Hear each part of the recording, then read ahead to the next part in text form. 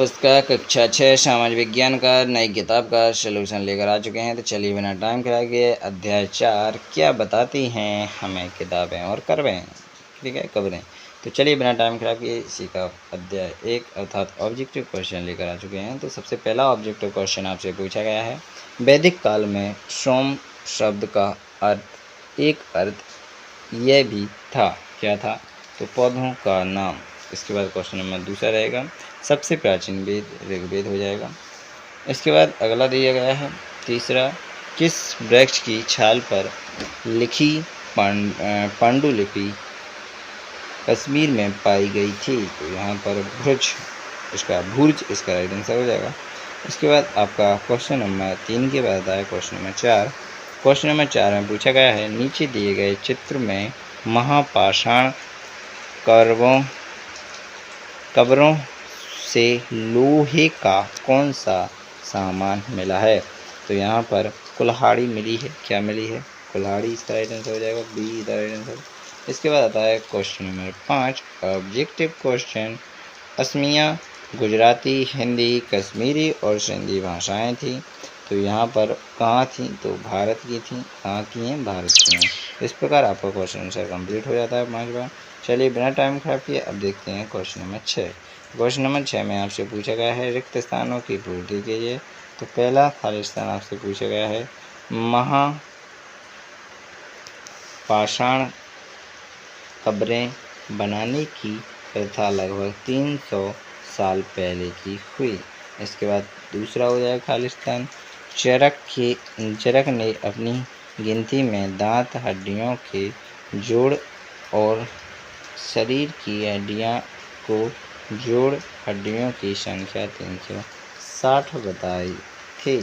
इसके बाद अगला क्वेश्चन दिया गया है, ऋग्वेद की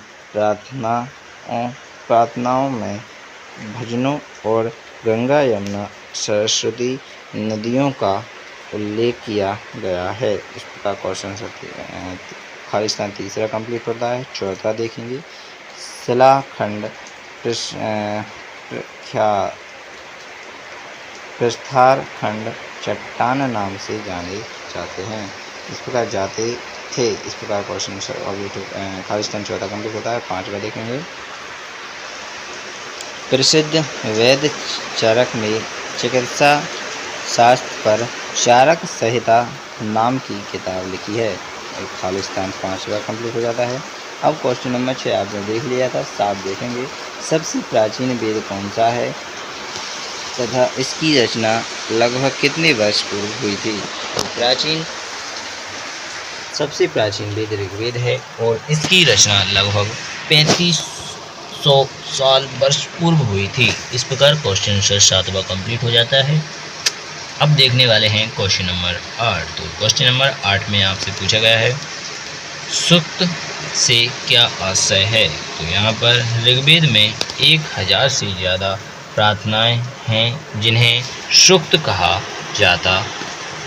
गया है। सूक्त का मतलब है अच्छी तरह से बोला गया। तो इस प्रकार आपका क्वेश्चन नंबर 8 कंप्लीट हो जाता है। 9 देखेंगे, ऋग्वेद की पांडुलिपि लेखन हेतु किस वृक्ष की छाल का उपयोग किया गया था? तो ऋग्वेद की पांडुलिपि लेखन हेतु भुर्ज वृक्ष की छाल का उपयोग किया गया था। इस प्रकार क्वेश्चन नंबर 9 कंप्लीट हो जाता है। क्वेश्चन नंबर 10 देखेंगे, यहाँ पर दास या दस्यु किसे कहा गया है? तो यहाँ पर दास या दस्यु वे भी लोग होते थे जो यज्ञ नहीं करते थे और दूसरी भाषाएं बोलते थे। बाद के समय में दास शब्द का मतलब गुलाम हो गया। दास स्त्री और पुरुष होते थे जिन्हें युद्ध में बंदी बनाया जाता था। इस प्रकार क्वेश्चन 10 कंप्लीट हो जाता था। उसके बाद रहेगा क्वेश्चन नंबर 11। क्वेश्चन नंबर 11 में आपसे पूछा गया है, ऋग्वेद की प्रार्थनाओं में प्रमुखतः किन किन नदियों का उल्लेख है?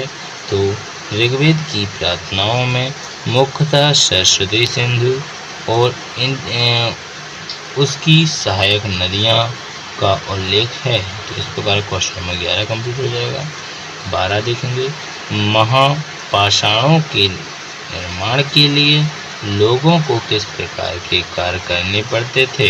तो महापाषाणों के निर्माण के लिए लोगों को कई तरह के कार्य करने पड़ते थे, जैसे गड्ढे खोदना, शिला खंडों को टूट कर लाना, ढूंढ कर लाना, बड़े पत्थरों को तराशना और मरे हुए को दफनाना आदि। इस प्रकार क्वेश्चन आंसर 12 कंप्लीट हो जाता है। क्वेश्चन नंबर 13 देखेंगे, महापाषाणों में एक से अधिक कंकाल मिले हैं, वह किस प्रकार को स्पष्ट करता है।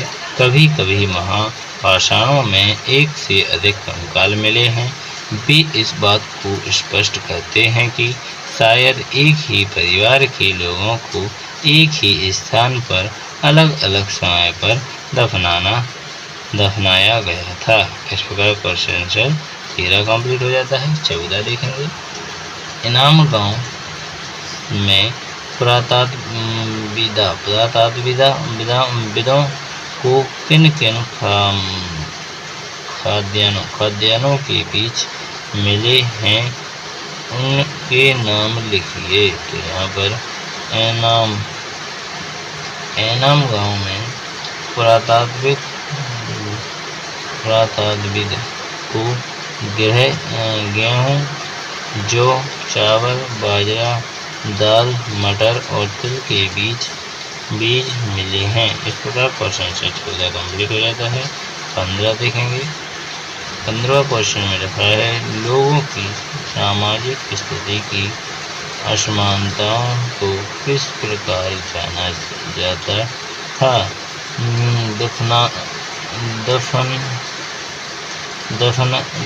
दफनाए गए लोगों की कब्रों से प्राप्त वस्तुओं के आधार पर पुरातात्विद उनके बीच सामाजिक अंतर ज्ञात करते थे, जैसे कभी कभी एक कब्र की तुलना दूसरी कब्र में ज़्यादा चीज़ मिलती थी। ब्रणगिरी में एक व्यक्ति की कब्र में 33 सोने के मनके और शंकर पाए गए हैं। दूसरी कब्रों में पास सिर्फ कुछ मिट्टी के बर्तन ही पाए गए हैं। कुछ लोग अमीर थे तो कुछ लोग गरीब, कुछ लोग सरदार थे तो कुछ लोग अनुयायी, सरदार थे तो कुछ दूसरे अनुयायी। इस प्रकार क्वेश्चन आंसर 15 कंप्लीट हो जाता है। 16 देखेंगे, युद्ध में जीते गए धन का बंटवारा किस प्रकार किया जाता था। युद्ध में जीते गए धन का कुछ भाग सरदार रख लेते थे तथा कुछ हिस्सा पुरोहित को दिया जाता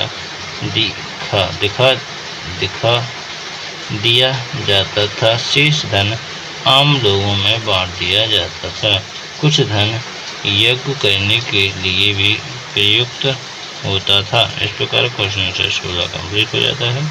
चलिए बिना टाइम से आगे देखेंगे आगे का पार्ट। तो जल्दी से इस पार्ट को चैनल को सब्सक्राइब कर लें। यहाँ पर आपका जो पार्ट कक्षा 6 का अध्याय 4 क्या बोलती है हमें किताबें और कब्रें, तो इसका अपने अध्याय कंप्लीट कर लिया है। तो आगे के पार्ट पाने के लिए चैनल को सब्सक्राइब करें, अधिक से अधिक बच्चों को भेजें, जिससे वो भी इस चैनल से जुड़ सकें और संपूर्ण किताबों को हल कर सकें। आपकी हिंदी, अंग्रेजी, समाज विज्ञान, साइंस के जो भी वित्त किताबें हैं उन सभी का सलूशन इस चैनल के माध्यम से प्रोवाइड किया गया है। तो जाकर देख लीजिए, अगर नहीं किया गया है तो बहुत ही जल्दी आपको मिल जाएगा। जल्दी से चैनल को सब्सक्राइब करके रखें। धन्यवाद। जय हिंद, जय भारत, भारत माता की जय।